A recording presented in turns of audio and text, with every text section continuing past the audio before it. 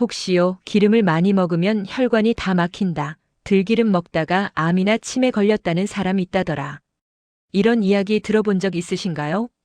그래서인지 중장년층 분들 중에는 들기름이 몸에 좋은 건 알겠는데 괜히 먹었다가 탈 나는 건 아닐까 걱정부터 하시는 분들이 정말 많으시더라고요. 그런데 말인데요, 만약 같은 들기름이라도 어떻게 먹느냐에 따라 혈관을 망칠 수도 있고 반대로 100세까지 혈관을 지켜주는 비결이 될 수도 있다면 어떨까요? 오늘 영상은 바로 그 이야기입니다.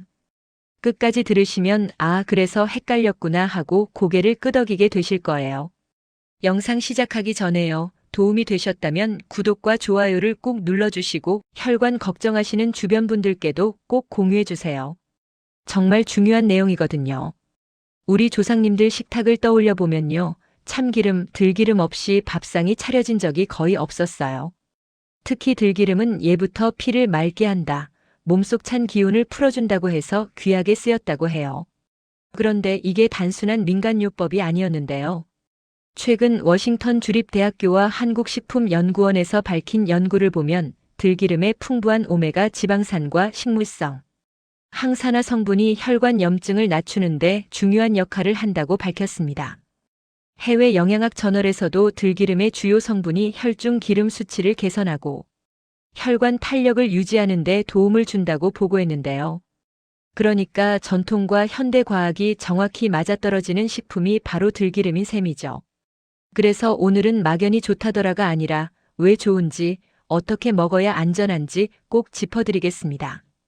먼저 첫 번째 효능인데요. 들기름은 혈관 속 나쁜 기름을 줄이는데 정말 중요한 역할을 합니다. 한 해외 연구에 따르면 꾸준히 들기름을 섭취한 사람들의 혈중, 중성지방 지수가 평균 30 정도 낮아졌다고 해요. 이 중성지방이 높아지면 혈관 벽에 기름때처럼 달라붙어서 결국 혈관이 딱딱해지거든요. 들기름의 성분이 이 찌꺼기가 쌓이는 걸 막아주는 역할을 하는 거죠. 정말 놀랍지 않나요? 두 번째는 혈관 염증 완화입니다. 혈관이 늙는 가장 큰 원인이 바로 만성염증인데요. 한국식품연구원 자료를 보면 들기름 속 성분이 염증 반응 지표를 눈에 띄게 낮췄다고 밝혔습니다.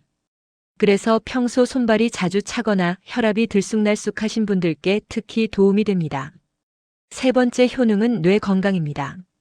들기름을 꾸준히 섭취한 그룹이 그렇지 않은 그룹보다 기억력 검사 점수가 유의미하게 높았다는 보고가 있는데요. 치매의 시작이 혈관 문제에서 비롯되는 경우가 많다는 점을 생각하면 정말 중요한 부분이죠. 네 번째는 혈압 관리입니다. 연구에 따르면 들기름을 적정량 섭취한 사람들의 혈압 수치가 평균적으로 안정화되는 경향을 보였다고 하는데요. 약처럼 빠른 효과는 아니지만 서서히 그리고 안전하게 혈압을 잡아주는 특징이 있습니다. 다섯 번째는 혈관 탄력 유지입니다. 나이가 들수록 혈관은 고무줄처럼 늘었다 줄었다 하는 힘을 잃게 되는데요. 들기름에 들어있는 성분이 혈관 벽을 부드럽게 유지하는 데 도움을 준다고 밝혀졌습니다. 여섯 번째는 심장 부담 감소입니다. 혈관이 깨끗해지면 심장이 훨씬 편해지는데요. 해외 심장학 저널에서도 들기름 섭취가 심장 부담 지표를 낮추는데 긍정적인 영향을 미쳤다고 보고했습니다. 일곱 번째, 이게 정말 중요합니다. 들기름은 몸속 산화 스트레스를 줄이는 역할을 합니다. 이 산화 스트레스가 쌓이면 혈관뿐 아니라 노화가 빨라지는데요. 그래서 들기름이 노화 방지 기름이라고도 불리는 이유입니다. 자, 그런데 여기서 정말 중요한 부분이 있어요. 아무리 좋은 것도 궁합이 맞아야 효과가 배로 커집니다. 먼저 최고의 궁합 음식 첫 번째는 생채소입니다.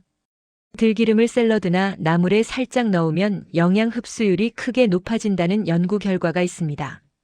두 번째 최고의 궁합은 콩류입니다. 콩과 들기름을 함께 섭취하면 혈관 보호 효과가 서로 보완되는데요. 특히 중장년층 단백질 보충에도 아주 좋습니다. 세 번째는 해조류입니다. 미역이나 다시마와 함께 먹으면 혈관 청소 효과가 더 좋아진다고 알려져 있습니다. 네 번째는 잡곡밥입니다. 들기름 한 방울로도 잡곡의 영양 흡수를 높여주는 시너지 효과가 있습니다. 다섯 번째 최고의 궁합은 마늘입니다. 마늘의 혈액순환 개선 효과와 들기름의 혈관 보호 기능이 정말 잘 어울립니다. 반대로요, 최악의 궁합도 꼭 짚고 가셔야 합니다. 첫 번째는 고온 튀김입니다. 들기름은 열에 약해서 튀기면 오히려 독이 될 수 있습니다. 절대 볶거나 튀기지 마세요. 두 번째는 가공육입니다. 가공육의 나쁜 성분이 들기름의 장점을 상쇄시킬 수 있습니다. 세 번째는 단음료입니다. 혈당을 급격히 올려서 혈관 건강에 방해가 됩니다. 네 번째는 과도한 술입니다.